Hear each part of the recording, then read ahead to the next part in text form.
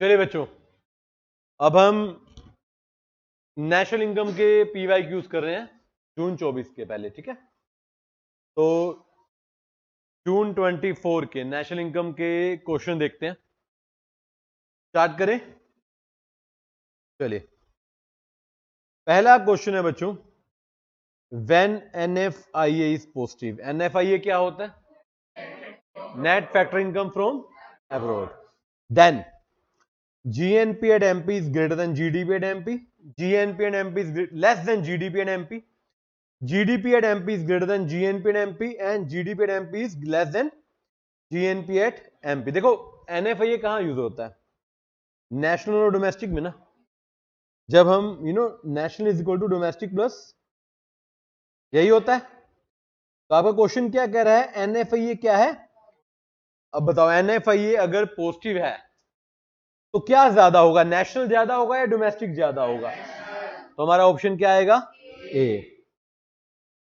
D भी आ सकता है, ए और डी दोनों ही ठीक है। देखो मेमोरी बेस्ड क्वेश्चन है तो कुछ भी दोनों ऑप्शन लिए गए हैं, बट अब मुझे दोनों में से एक लगाना है तो मैं क्या लगा दूंगा? ए। बेटे ए और डी दोनों सेम बात कह रहे हैं, दोनों सेम बात ही कह रहे हैं, ठीक है ना। Both are correct. Second, GDP at MP. अब देखो जिसको नेशनल इनकम में ये क्वेश्चन आता तो उसने किया ही क्या? हम जब चैप्टर शुरू करवाते हैं पहला कंसेप्ट ये कराते हैं, जीडीपी एट एमपी। क्या होता है ये? Factor cost plus NID, MP minus NNP at MP minus indirect tax, GNP at MP plus NFIA और नन। बताइए क्या ऑप्शन आएगा? एमपी और FC में किसका फर्क होता है? तो हम कह सकते हैं GDP at MP is equal to GDP at FC plus. Done है बात यहां तक? यस और नो? चलिए third, gross value added at MP। देखिए gross value added at MP क्या होता है? ये प्रैक्टिकली GDP एट, यही तो होता है। ये हमारा वैल्यू एडिशन का मेथड भी आपने देखा हो तो GDP एट MP का। बिना ऑप्शन देखे फॉर्मूला बताओ क्या होता है? ऑप्शन देखें। पहला value of output plus change in stock ना, आउटपुट प्लस इंटरमीडिएट ना। Third, output plus change in stock minus intermediate no. Output के अंदर ही तो चेंज इन स्टॉक है। वैल्यू ऑफ आउटपुट का फॉर्मूला क्या था? Sales plus change in. देखा गड़बड़ होगी ना, आपको डी तक जाना था। अब प्रॉब्लम पता है कि आपको सी पे ऑप्शन अच्छा दिखेगा, आप डी पे जाओगे नहीं। तो करेक्ट आंसर क्या है इसका? डी। और मैं पर्सनल मानता हूं कि बच्चों ने एग्जाम में ज्यादातर ने सी किया होगा, क्योंकि हर एक को पहले अच्छा तो ऑप्शन मिल जाता है ना, हम आगे जाते नहीं है। आप ध्यान रखिए, change in stock already value of output के अंदर इंक्लूड। अगर होता ना ये value of sales plus change in stock तो मैं ये ले लेता, बट अगर मैं फिर ये लेता फिर डी तो ऑप्शन में होता ही नहीं ना। डी मेरा परफेक्ट आंसर है। क्या है? Value of output minus intermediate consumption. Done है। डिस्पोजेबल पर्सनल इनकम, वही पर्सनल डिस्पोजेबल इनकम बोलते हैं हम। पर्सनल डिस्पोजेबल इनकम क्या होती है? पहला है total personal income left after tax deducted at TDS। Second, personal income minus direct tax paid by individual minus indirect tax paid by individual. B तो पहले ही एलिमिनेट कर दो, ए को मैंने 2 मिनट की रखा है, ठीक है। सी है personal income minus personal income tax minus non tax payment. सही लग रहा है? प्रैक्टिकली पूरा सही है। डी देखते हैं फिर भी। Personal income minus indirect tax ना, इनडायरेक्ट टैक्स का पर्सनल इनकम में कोई लेना नहीं है। इनडायरेक्ट टैक्स हमारा यूज होता है FC और MP पे। अब बच गए 2 ऑप्शन, ए और सी। पहले में लिखा है total income tax minus TDS। देखो TDS भी डायरेक्ट टैक्स पे ही है अल्टीमेटली यहां पर, बट मैं सी ऑप्शन देखूं। क्या पर्सनल इनकम कौन सी होती है? डिस्पोजेबल पर्सनल इनकम कौन सी होती है? After taxes, after non taxes in fact, ज्यादा सोशल सिक्योरिटी स्कीम्स वगैरह में देने के बाद। तो ए क्या हो जाएगा यहां पर? क्या बचेगा? अगर सी ना होता ना और कोई और ऑप्शन ना होता फिर मैं शायद ए को कंसीडर कर लेता, बट मेरे पास सी है। आपको पता है जिनको याद नहीं मैं याद दिला दूं, अगर आपको एक से ज्यादा ऑप्शन में कंफ्यूजन हो, यहां तो वैसे सी क्लियरली आ रहा है, फिर भी मान लो ए और सी में कंफ्यूजन होती तो हमारा रूल क्या है? Most appropriate answer. आपका आंसर हमेशा गलत तो जरूरी नहीं है, मेरे वाला ज्यादा सही है। अगर मैं बोल रहा हूं अगर सी ना होता कुछ और होता तो शायद मैं ए को कंसीडर कर लेता, but C is the perfect answer. Done है? डन है बच्चे? अब अगला क्वेश्चन 5 और 6 दोनों के लिए डेटा इकट्ठा है। 2020, 2021, 2022 नॉमिनल जीडीपी, अच्छा 2023 भी है, वेरी गुड, देखा नहीं मैंने ये तो। नॉमिनल जीडीपी, रियल जीडीपी, अच्छा नॉमिनल रियल जीडीपी है तो डिफ्लेटर का क्वेश्चन होगा, पक्की बात है ना। देख लेते हैं। पहला है calculate the GDP deflator for 2022 and 2020। बच्चों जीडीपी डिफ्लेटर का फॉर्मूला क्या होता है? नॉमिनल जीडीपी डिवाइड बाय, पहले 22 का देखिए, 22 का रियल जीडीपी क्या है? रियल, हाँ मैंने पूछा कि वो तुम ना सीधा ऊपर लिखना क्या है, मैंने क्वेश्चन चेंज कर दिया, मैंने इन्होंने पता है ऊपर है न्यूमिनेटर में नॉमिनल, नॉमिनल बोल दो, मैं पूछ कह रहा हूं रियल। 1250 डिवाइड बाय 850 इंटू 100 क्या आ रहा है? 140 है ऑप्शन में, कहां है? देखो वैसे तो तुम यहीं पे तुक्का लगा दोगे कि आ गया, बट फिर भी 23 का वेरीफाई करते हैं, ठीक है? 2023 का वेरीफाई कर लेना चाहिए। 1500 डिवाइड बाय 940 इंटू 100 क्या आता है? आधे बच्चों ने निकाला नहीं होगा, ए ऑप्शन से बता रहे होंगे ना, कह रहे तो आ गया, अब क्या करना है हमने, नहीं ठीक बात है, चलो ए आ गया। बट इसके ऊपर एक और क्वेश्चन है, इन्फ्लेशन रेट बिटवीन 22 एंड 23। मुझे एक ना सिंपल सा फॉर्मूला ना मैंने आपको इकोनॉमिक्स में बहुत बार कराया, अलग से चाहिए नहीं लिखवाया होगा। परसेंटेज इंक्रीज डिक्रीज का फॉर्मूला पढ़ा ना हमने, डिमांड में भी सप्लाई में भी। न्यू में से ओल्ड माइनस करके divide by old into 100 basic formula है। बच्चे कई बच्चों ने ना क्वेश्चन कंफ्यूज कर लिया कि इन्फ्लेशन रेट अलग से कहां से आ गया। अब एक सिंपल सी बात बताओ, एक साल में डिफ्लेटर है 147 पॉइंट समथिंग, एक में 159 पॉइंट समथिंग, क्या दोनों का परसेंटेज इंक्रीज इन्फ्लेशन नहीं होगा? न्यू कौन सा है? ओल्ड क्या है? 14 डिवाइड बाय ओल्ड इंटू 100 कीजिए, क्या आता है? 8.51। अब यहां पर एक प्रॉब्लम है, 8.51 माइनस में भी है समझते ना। देखो परसेंटेज इंक्रीज में माइनस प्लस तो हम देखते नहीं ना, बट आंसर में तो देखना पड़ेगा ना। अब आप तो इंक्रीज हुआ है, महंगाई बढ़ी है या कम हुई है? अब ध्यान से देखो, नॉमिनल भी 1250 से 15 हुई है और रियल भी 850 से 940 है, तो कम होने का सवाल नहीं है। तो ये आंसर मेरा कहां आएगा? बी को कट मारिए, यहां पर स्पेशल लिखिए, बच्चे ना माइनस में कर सकते हैं। हम न्यू में से ओल्ड देख रहे हैं, न्यू बड़ा हुआ है ना, जब न्यू बड़ा हुआ है, इनफैक्ट मैंने परसेंटेज के बेसिक में आपको यही बताया था, अगर बाय चांस ओल्ड बड़ा हो ना तो हम ऊपर ओल्ड माइनस न्यू कर देते हैं, आंसर तो माइनस में निकालते नहीं परसेंटेज में, बट रखना तो पड़ेगा यहां पे, क्योंकि सब कुछ इंक्रीज हो रहा है, आंसर प्लस आएगा, क्या आएगा? तो इन्फ्लेशन मेरा आ गया, है ना? यहां तक कोई दिक्कत? 7th, income received by house hold sector, house hold मतलब आप लोग, हम लोग, including non profit institution serving house hold is called per capita. Per capita तो क्या होती है? टोटल, वो तो बनेगा ही नहीं, बची पर्सनल, नेशनल, डिस्पोजेबल। देखिए क्वेश्चन समझना, कह रहे जो इनकम हाउस होल्ड को मिली इंक्लूडिंग नॉन प्रॉफिट से, लाइक ट्रांसफर पेमेंट्स, किसी ने आपको डोनेशन दे दी, चैरिटी दे दी, आपकी हेल्प कर दी, तो ये कौन सी इनकम होगी? पर्सनल इनकम का एक फंडा बताया था आपको, जो इन हैंड है, जो इन हैंड है, या इन हैंड वो तो डिस्पोजेबल का बताया था, इसका मैंने क्या बताया? रिसीव्ड, क्या बताया था? तो ये आपको रिसीव हो रही है ना, तो ये कौन सी इनकम होगी?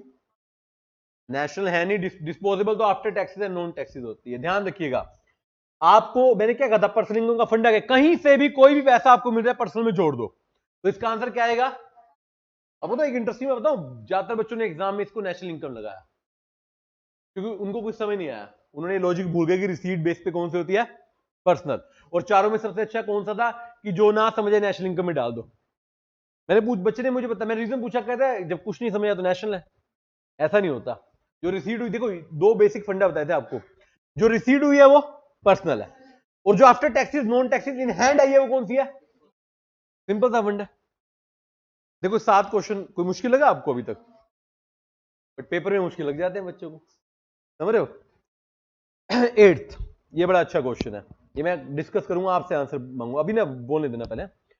Joseph has a shoe company in US and the profit, shoe की कंपनी है उसकी यूएस में, but the profit earn from manufacturing unit operating in India, plant India में लगा रखा है, तो उसकी इनकम कौन से हेड में आएगी? देखो पहली बात तो इंडिया में भी है यूएस में भी है, दोनों तरफ जाएगी। ऑप्शन देखते हैं, पहला है GDP of India GNP of US, second है GDP of US GNP of India, third है GNP of US and GNP of India, both आगे, एंड डी है दोनों की जीडीपी। बताओ कहां जाएगा? ए क्यों? वाई? देखिए लॉजिकल बात समझना, पहली बात तो आपको इंडिया का ऑप्शन मिल गया तो दूसरा आपको देखना नहीं, फिर मैं दोनों क्लियर करूंगा। आपकी प्रोडक्शन कहां पे है, यानी कि production method, value addition method, domestic territory के अंदर जो बनाओगे जीडीपी में आ जाएगा, तो जीडीपी तो इंडिया की होगी, राइट सर। यूएस की जीएनपी, देखो वैसे इस बात का हमारे लिए रेलेवेंस नहीं है ऑप्शन में, फिर मैं आपको समझाता हूं। जीएनपी क्या होती है? जिसमें डोमेस्टिक प्लस एनएफआई है, वो बंदा यूएस का ना, उसकी जो इंडिया में प्रोडक्शन है वो यूएस के लिए एनएफआई हो जाएगी ना, तो वहां जाके भी जुड़ जाएगी वो, तो इंडिया की जीडीपी हो जाएगी यूएस की जीएनपी, क्योंकि यूएस की जीडीपी नहीं है, यूएस में प्रोडक्शन नहीं है, बट बंदा यूएस का ना, तो इंडिया की, अगर मान लो बंदा इंडिया का होता तो आप यूएस वाली उठाते ना जीएनपी में, तो यूएस वाला इंडिया की उठा लेगा जीएनपी में, तो ऑप्शन क्या आ जाएगा? ए। क्या आ जाएगा? बाकी तीनों क्या हो जाएंगे? इनकरेक्ट। डन है जी। कंसेप्चुअल क्वेश्चन है ये क्वेश्चन गलत होने के पूरे चांसेस रहते हैं एग्जाम में, क्योंकि उस समय समझ नहीं आता जी। ज्यादातर बच्चों ने पता क्या किया होगा, या तो दोनों की जीडीपी में डाल दिया होगा या दोनों की जीएनपी में डाल दिया होगा, ठीक है। मेरे हिसाब से अभी तक 8 पॉइंट तक पहला थोड़ा conceptual typical kind of question है, समझने के लिए, दिखने में बड़ा आसान है। 9th, if the nominal GDP and real GDP are 5,000 and 6,700 crore respectively, then what will be the impact on the change in price with respect to base year? अच्छा डेटा न्यूमेरिकल है, क्वेश्चन थ्योरेटिकल है। कह रहा है बताओ जी base year के, base year कौन सा होगा? पुराना ईयर, दोनों ही गिवन नहीं है हमारे पास, तो कोई इससे पहले का होगा। कह रहा है बताओ change in price respect to base year क्या होगा? प्राइस कम होंगे, प्राइस इंक्रीज होंगे, no define as a base year is not given, जो मैं ऊपर बता रहा था बेस ईयर तो है नहीं, but still, and no effect on price. देखो इंपैक्ट पूछ रहा है तो नो इफेक्ट ऑन प्राइस तो कोई लॉजिक है नहीं। बेस ही आप देखिए ना, रियल और नॉमिनल अलग अलग है, अलग अलग है, तो इंपैक्ट तो होगा, और बेस ईयर गिवन नहीं है, इसका मतलब ये थोड़ी कि हम नहीं निकाल पाएंगे, आंसर तो निकालना पड़ेगा। बताओ नॉमिनल है 5,000 और रियल है, मतलब रियल नॉमिनल से, अब एक लॉजिक बताओ मुझे, रियल और नॉमिनल का मतलब बता दीजिए एक बार। नॉमिनल जो एक्चुअल में है और रियल जो आफ्टर इन्फ्लेशन कंसीडर है। अब जो आफ्टर इन्फ्लेशन है वो ऑलरेडी नॉमिनल से भी ज्यादा है, तो बेस ईयर के हिसाब से प्राइस कम हुएंगे ज्यादा? कम। नहीं तो नॉर्मली क्या होता है, जब महंगाई बढ़ती है, आप सोचिए नॉमिनल ज्यादा होता है हमेशा, इसलिए तो उसको डिफ्लेट करने के लिए डिफ्लेटर लगा के कम करते हैं ना, क्योंकि रियल कम होती है। यहां पे उल्टा है, यहां पे रियल, तो महंगाई बढ़ी नहीं है, कम हुई है, डाउन हुआ, तो आंसर क्या आएगा? Price will fall. Price already fall जा रहा है, समझ रहे बात को। मैं वो कह रहा है कि ना बिना महंगाई जोड़े, महंगाई मतलब उसके अंदर इंक्लूड है एक तरह से, हटाए बिना मेरी नॉमिनल 5,000 करोड़ है और मैं महंगाई हटा देता तो 6700 करोड़ आती, तो यानी कि महंगाई तो उल्टा माइनस में चलेगी ना। It is a pure case of deflation. क्या है ये? यहां पे देखो दो शॉर्टकट भी मिल जाता है हमें, ऐसे क्वेश्चन अगर दोबारा आए तो, अगर रियल नॉमिनल से ज्यादा है तो प्राइस क्या होगा? कम, और नॉमिनल अगर रियल से ज्यादा हुई होगी तो महंगाई हुई होगी, यानी कि प्राइस क्या हुआ होगा? ये दो पॉइंट बड़े इंपॉर्टेंट है, कल को कोई क्वेश्चन ऐसा आ जाए तो आपके काम आएंगे, समझ रहे बात को। हमने जब बुक से किया था ना, हमने एग्जांपल किए थे, अपने हमारे एक एग्जांपल भी उल्टा कर रहा था इसको, जिसमें हमने डिफ्लेटर की वैल्यू 0 पॉइंट समथिंग ली थी, 1 से नीचे ली थी, वो ऐसा क्वेश्चन था एक। डन है? ये भी कंसेप्चुअल क्वेश्चन है। देखो पहले 7 क्वेश्चन आपको अच्छे अच्छे खिला दिए, अब 2 क्वेश्चन में आपको फंसा दिया, और आप फंसोगे नहीं, पूछो क्यों? आप तो चुपचाप कोई निकाल के लगा के आगे चल दिए होगे, आपको कैसे पता गलत हुआ है? पेपर देते हो थोड़ी पता चलता कि गलत हुआ है, तब अच्छा लगता है सबको। आप बच्चे, मैं 8वें क्वेश्चन में, बच्चे ने 15 क्वेश्चन कर दिए अब तक, ठीक बात है ना। चलिए 10th क्वेश्चन, नेशनल इनकम का लास्ट टॉपिक था, रीजन फॉर लीकेज पढ़वाए थे मैंने, बड़े सारे नोटबुक में लिखे भी थे, बट क्वेश्चन पता है क्या, which is not a reason, reason नहीं है। लीकेज क्या था, विड्रॉल फ्रॉम नेशनल इनकम। देखिए इसमें से क्या लीकेज नहीं है वो बताना है। पहला, part of increment in income use for payment of debt, आपने इनकम में से निकाल के डेट पे कर दिए तो लीकेज है। डिस्ट्रीब्यूटेड प्रॉफिट, ये लीकेज नहीं है, वो अनडिस्ट्रीब्यूटेड प्रॉफिट था कि प्रॉफिट बांटा नहीं था, यहां पे बांट दिया है, बांट दिया सबको मिल गया ना, तो नेशनल इनकम में वो जुड़ गया। फिर भी देख लेते हैं, हाई लिक्विडिटी ये भी लीकेज है, और प्रोग्रेसिव टेस्ट भी लीकेज। इवन ये चारों पॉइंट थे बुक के अंदर हमारी, बट क्या था, डिस्ट्रीब्यूट के आगे अनडिस्ट्रीब्यूटेड लिखा हुआ था, तो इसका आंसर क्या आएगा। मैंने पूरी इकोनॉमिक्स में एक बात हमेशा आपको बताई, जो नोट वाले आंसर होते हैं वो ज्यादा गलत होते हैं हमसे, क्योंकि आंसर देखो जो गलत है वो सही है, मुझे नोट बताना है ना, जो लीकेज नहीं है वो मेरा आंसर है। बट जब हम क्वेश्चन करने बैठते हैं हम तो दूसरे पॉजिटिव वाले में चले जाते हैं कि क्या है क्या नहीं है, निकालना है क्या, निकालना है क्या नहीं है। चले न्यूमेरिकल आ गया। पहले 10 क्वेश्चन तक कोई दिक्कत हो तो बताए। अब न्यूमेरिकल है, थोड़ा ध्यान से देखना पड़ेगा बच्चे। एग्रीगेट डिमांड निकालनी है, कंजप्शन है 2000 करोड़, इन्वेस्टमेंट है 700 करोड़, गवर्नमेंट स्पेंडिंग है 750, एक्सपोर्ट 150। अच्छा तो बड़ा आसान सा है। एग्रीगेट डिमांड का मतलब यहां पर क्या है, नेशनल इनकम ना। एग्रीगेट डिमांड का फॉर्मूला क्या होता है, वाई का फॉर्मूला सी, इससे आसान क्वेश्चन मिलेगा ही नहीं बच्चे। सी है 2000, आई कितना है, जी कितना है,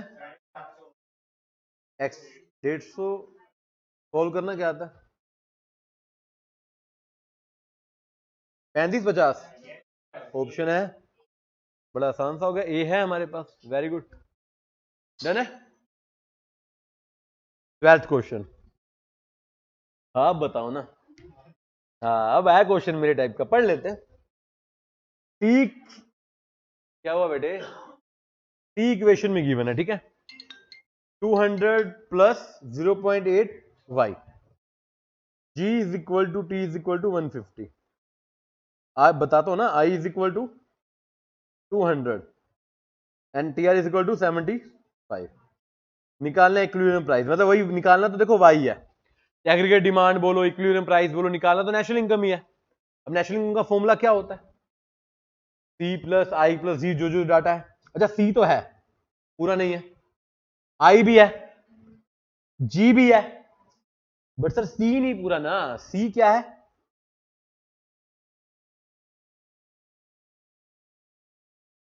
यही है 0.8 वाई।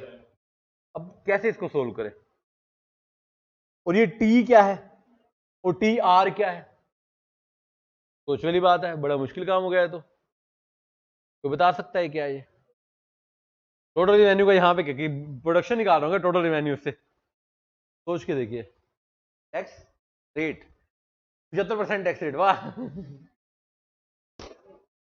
टैक्स रिवेन्यू नहीं, सोचिए।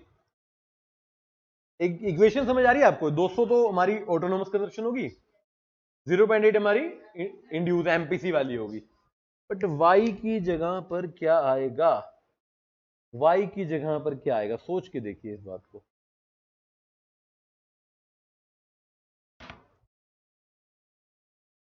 बड़े आसान आसान से क्वेश्चन आपने कर लिए।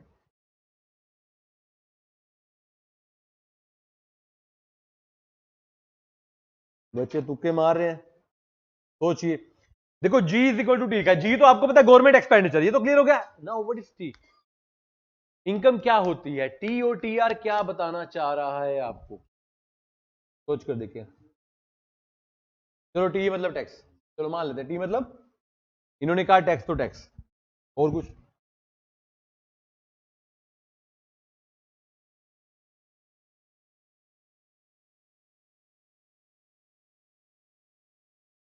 दोबारा बोलो।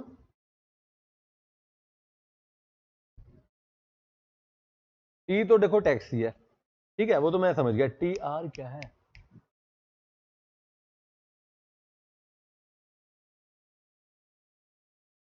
सोचिए। आप करेंगे, मैं नहीं कुछ करूंगा अब इसमें, तो तुक्का मार लेंगे। आंसर बताऊंगा तो तुक्का मारोगे। टैक्स रिसीवेबल क्या होता है अब ये नया बना दिया इन्होंने, टैक्स रिसीवेबल। Very good. कोई कह रहा है टोटल रिवेन्यू, कोई कह रहा है टैक्स रिसीवेबल। क्या है क्या बताओ? टैक्स रिवेन्यू हुआ नया, मतलब देखो कह रहा है लोगों ने टैक्स भरा 150 रुपए और गवर्नमेंट को रिवेन्यू मिला 75 रुपए, बाकी कहां गए? रास्ते में गायब हो गए। टैक्स फिर ठीक है, अगर वो टैक्स पेबल 150, टैक्स रिसीव 75, भाई कहां गए 75? सोचिए, ये क्वेश्चन जिसने कर दिया मान लिया जाएगा उसको कि वो है, वो इंटेलिजेंट बच्चा है। What do you mean transfers? सोचिए, चलो मैं आपको 5 मिनट का समझता हूं, अगले में चलता हूं मैं। सोच ना ना ना, मैं बार बार एक काम थोड़ी करूं, अगले पे आ रहा हूं मैं। देखते हैं इसके बाद क्या है। अब मेरे पास ना ट्रांसफर, चलो ट्रांसफर रिसीट मान ली, बस मान लेता हूं तुम्हारे। सोल्व करो, गूगल नहीं करना, गूगल कर लोगे फिर मेरा क्या काम बचेगा यहां पे।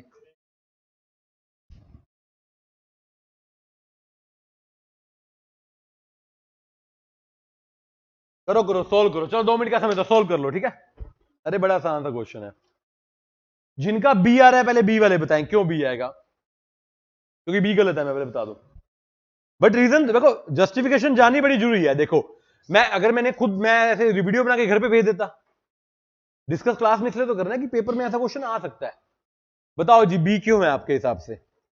आपको अगर टी और टी आर समझ आ जाएगा, देखो मैं बता दो, चलो टी का मतलब क्या है आपने ऑलरेडी बता दिया, और टी आर का मतलब ट्रांसफर रिसीट है, जो भी आपने बता दिया था, बताया आपने, ठीक था।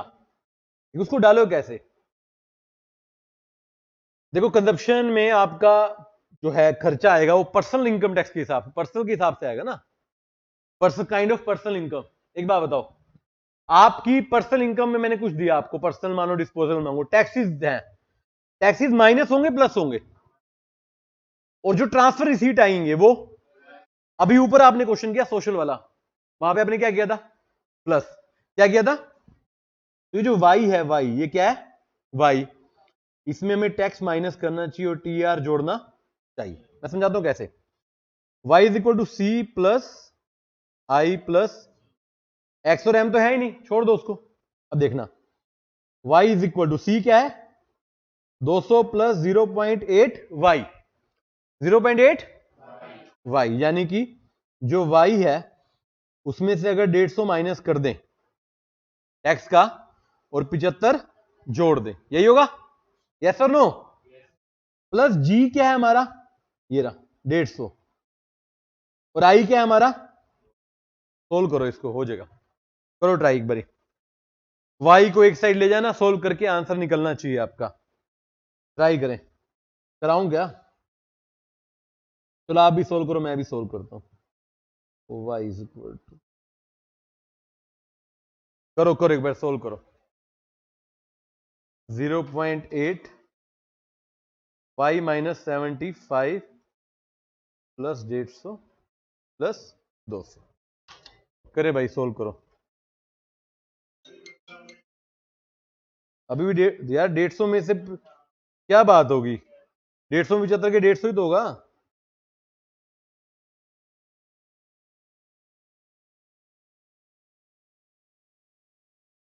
क्या आ रहा है देखिए, सोल्व करें।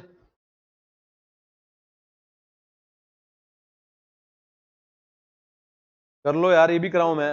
बी आ रहा है, बी। तो यार y को इधर लो ना, y minus 0.8 y, y minus 0.8 y is equal to, यहां क्या आ जाएगा? 200 प्लस 75 को 0.8 से मल्टीप्लाई करना क्या आता है? प्लस 150 प्लस 200, यही आएगा। ये बच गया 0.2 y, यहां कितना आ रहा है? 260 प्लस 200 460 प्लस 150 कितना आएगा? अच्छा -60 है, सॉरी। देखिए कितना होगा, 400 प्लस 550 माइनस 600 कितना होगा? 490 होगा। तो सोल्व कर लो, 490 डिवाइड बाय 0.2 क्या आ रहा है? 2450, बी आएगा, सी नहीं आएगा, ठीक है। रीजन तो दिया तुमने, मैंने क्या कहा था? मैंने जब लॉजिकली बोला पहले बी वाले बताओ, तो इसका मतलब बी था ना आंसर। तुम ही कंफ्यूज हो गए, अरे बी क्यों पूछ लिया सर ने। इसका आंसर बी है। क्या है ये? मतलब इस तरह का क्वेश्चन आए तो आपको वाई को एक साइड लेकर जाना पड़ेगा, वाई तो निकालना है ना आपको। सॉल्यूशन नोट करें, जिनको नहीं समझ आया दोबारा पूछ लें। इनकम जो गिवन थी उसमें से टैक्सेस माइनस करेंगे और ट्रांसफर रिसीट को ऐड करेंगे और अपनी फॉर्मूले में पुट कर देंगे। सिंपल आंसर हमारा निकल के आ जाएगा। थोड़ा टाइम कंज्यूमिंग क्वेश्चन है, एक दो बार करोगे जल्दी हो जाएगा। डन है बात? यहां तक हो गया? किस किस का ऑलरेडी भी आया था? एक ही बच्चे का आया था, वेरी बैड, नॉट गुड। चलिए चलो बाकी को एक क्वेश्चन कर दोगे पेपर में, ठीक है? चलिए अगला देखते हैं। 4 क्वेश्चन है 13। अब थ्योरी लग रहा है मुझे आगे। Which of the following is true for MPC? क्या था बच्चे? Marginal propensity to. एमपीसी के लिए इन चारों में से क्या ठीक है? पहला, ऑलवेज ग्रेटर देन 1, ना ये तो होता ही नहीं कभी। ऑलवेज लेस देन यूनिटी पर ग्रेटर देन 0, रखते हैं इसको, अच्छा लग रहा है। सेकंड, लेस देन 0 कभी नहीं हो सकता। It can attain any value depend upon the income, not correct. It should be B. क्यों? देखो 0 से ज्यादा इसलिए होगा जब आपकी इनकम बढ़ेगी, कुछ ना कुछ तो कंज्यूम करोगे। बट 1 से कम इसलिए होगा क्योंकि आप सारे का सारा तो कंज्यूम, जो हम कंज्यूम नहीं करेंगे वो कहां जाएगा? सेविंग में। कहां जाएगा? तो आंसर शुड बी बी। क्या होगा? 14th, investment multiplier. ये तो बिना ऑप्शन देखे भी आप बताना चाहोगे बता सकते हो। क्या होता है इन्वेस्टमेंट मल्टीप्लायर? इन्वेस्टमेंट की वजह से नेशनल इनकम में कौन सा चेंज आ रहा है? Rate of change investment due to increase in income, no. Rate of increase in national income due to increase in investment, yes B. Saving investment, no. Saving investment, no. Answer should be B. क्या आएगा? ठीक है यहां तक? अच्छा दो आगे, एक थ्योरी एक न्यूमेरिकल बचा। 15th question, if the aggregate demand for an amount of output is less than full employment level of output, so it should be inflationary, deflationary, potential excess। देखिए क्वेश्चन समझना, एग्रीगेट डिमांड जो है वो full employment level का मतलब है कि जितना आउटपुट बन रखा है, बना रखे हैं, बन सकता है। डिमांड उससे मतलब आउटपुट है but people are not demanding, तो इन्फ्लेशन है डिफ्लेशन है? क्या है ये? देखो जब एक्सेस सप्लाई हो जाए, एक्सेस डिमांड हो जाए, सप्लाई कम पड़ जाए, वो है इन्फ्लेशन की। लोग डिमांड कर जा रहे हैं, हम पूरा नहीं कर पा रहे। यहां पर लोग demand he because of deflation, because of deflation. And the very last question, जो बच्चे बेचारे थक गए क्वेश्चन करते करते, देखेंगे एक बारी। लास्ट क्वेश्चन है जून 24 का। Increase in investment 500 crore and increase in national income 1500 crore. You are required to find MPC. MPC निकालना है। एमपीसी का फॉर्मूला क्या होता है? पर एमपीसी का फॉर्मूला तो होता है कंजप्शन और इनकम। यहां पर क्या है? इन्वेस्टमेंट और national income. Investment national income से क्या निकलता है? मल्टीप्लायर। मल्टीप्लायर कितना आ रहा है? और एमपीसी और मल्टीप्लायर का क्या फॉर्मूला होता है? जो के होता है, K is equal to 1 divide by 1 minus MPC. K कितना है? 3, 1 माइनस एमपीसी। सोल्व करेंगे एमपीसी क्या आ जाएगा? सोल्व करें क्या आता है? 0 पॉइंट।